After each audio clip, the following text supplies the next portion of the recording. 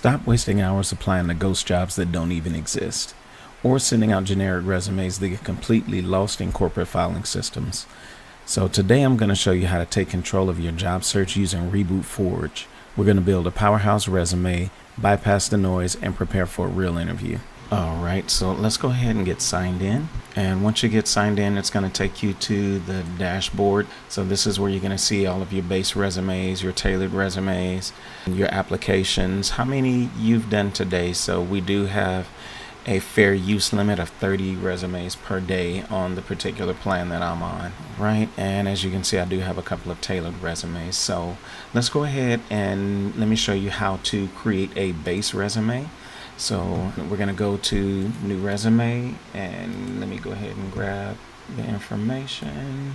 And we're just going to use the name as the resume title, and then we're going to go ahead and paste in the person's information, and then we're going to create the resume. And so now we have a base resume for Arthur Pendleton. Okay, we have the Reboot Score. What it does is it takes your job description for the job that you're applying for in your resume, and it gives you a match score based on how well it would think you would qualify for that particular job. And we also have a ghost job detector as well. So what we're going to do is we're going to go ahead and do we're going to do a base resume, and we're going to choose Arthur, and then we're going to put the job description in, and then we're going to go ahead and see what the reboot score is going to be for that particular job.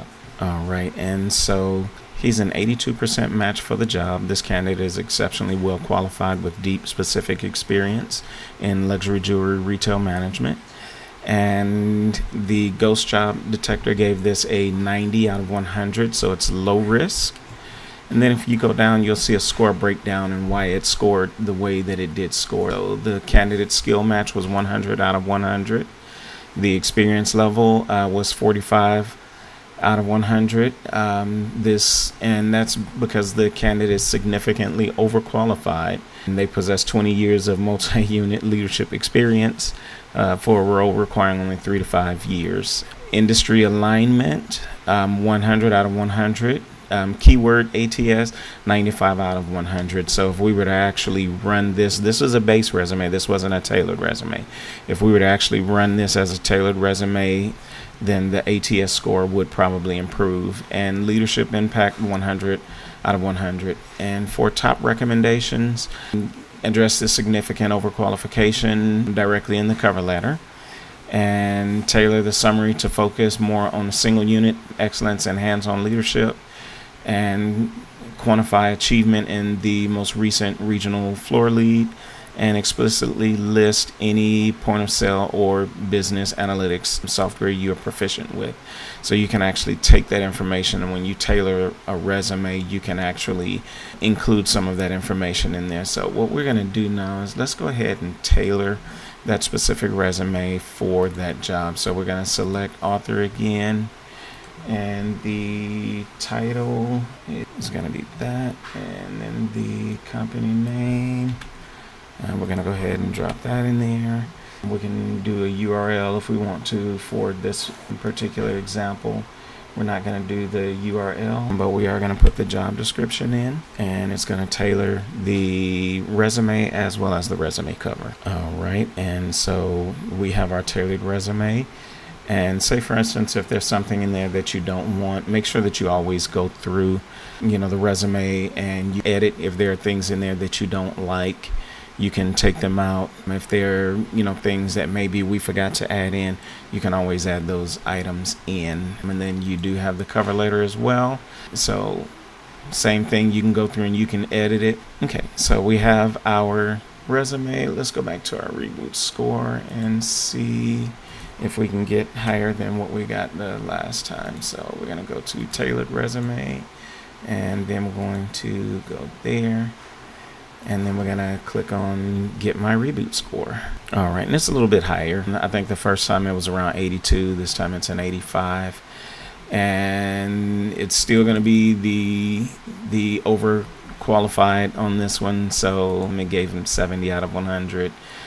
The ATS, it changed it to 100 out of 100. leadership impact, 95 out of 100, and then the top recommendations. So now that we have the tailored resume, you can actually go back to that resume, or you can print it out as a Word document and you can edit and add the recommended information to improve that resume. And once again, not a ghost job. And this is one of the features that I like as well. This is going to be interview prep, so it's been over 25 years since I've done an interview. And so if I were to have to do an interview right now, I would be very nervous. But what this does is this gives you the ability to go in and select the resume that you're interviewing for. And let's click on that one.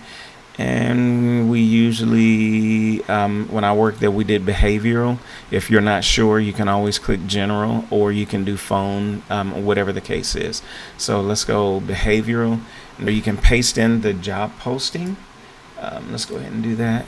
And then what it'll do is it will spit out some likely interview questions.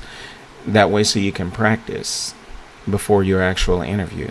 And it usually takes anywhere from 30 to 60 seconds to generate the interview questions. All right, and you have your questions generated.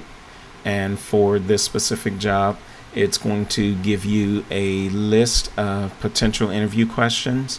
And since this is made specifically, now anyone can use this, but the target is for candidates that are 40 years old or older that want to make they want to level up, or people that are afraid of aging out in a job and you want to move to something better or something different.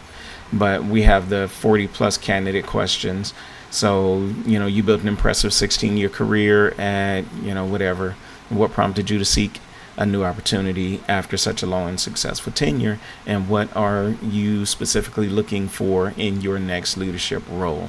So basically, like I said, it's targeted more for people that have been on their job for a long period of time, and then it gives you the strategy, and then it also gives you a sample response. And it covers topics like maybe long tenure, recent career transition, overqualified concerns. So this one stated that this particular person was overqualified for the job.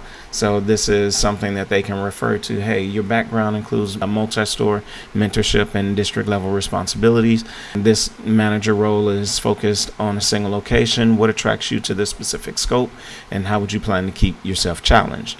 And so the strategy is express genuine enthusiasm for the specific role and company, emphasizing your desire to apply your extensive expertise to create a center of excellence. And sample response, that's a great question. While I enjoy the scope of my regional responsibilities, my true passion lies in building and developing a single high-performing team. And some of the interview questions, and it's going to give you a good example as well as a bad example. So tell me about a time you developed a member of your team who was struggling to meet their sales quota. What was your approach and what was the outcome? And actually, I used to work for this particular company, and that is actually one of the questions that we used to ask when we did an interview with a candidate. And so it asked why the interview asked this question. This question assesses your coaching, leadership, and problem-solving skills. So an example of a weak answer is I usually just talk to them, see what's wrong, and tell them they need to try harder. And then for the sample answer, you can use the STAR method: situation, task, action, result. At my last place of business, I had a talented new jury consultant who was excellent with guest relations, but struggled with closing sales, consistently hitting only 70% of his quota. My task was to develop his consultative sales skill to lift his performance. So, like I said, it gives you weak example, and then it gives you a strong sample answer based on information that's on your resume. And then hiring manager insights. As a hiring manager, I'm not just looking for a positive outcome. I want to hear the specific diagnostic steps you took. And so you can actually take this and you can have someone practice with you answering these questions until you get comfortable. And then there are a lot more. This particular one gives you 14 interview questions, and then the 40 plus candidate questions. Okay, so once you have your resume, once you've use that resume to apply for a position, you can go in and you can actually track it. So you can click on applications, and then you can add an application, and you select the resume, and let's say that one, so it automatically fills in the title and the company name. And you can do plan to apply, applied, interviewing, offer, or rejected. So we're going to do applied, and then you're going to put whatever the date is, so you can actually go in and choose the date. And then you add application. You can also put notes. So say you applied, you got a phone call, and you have an interview scheduled.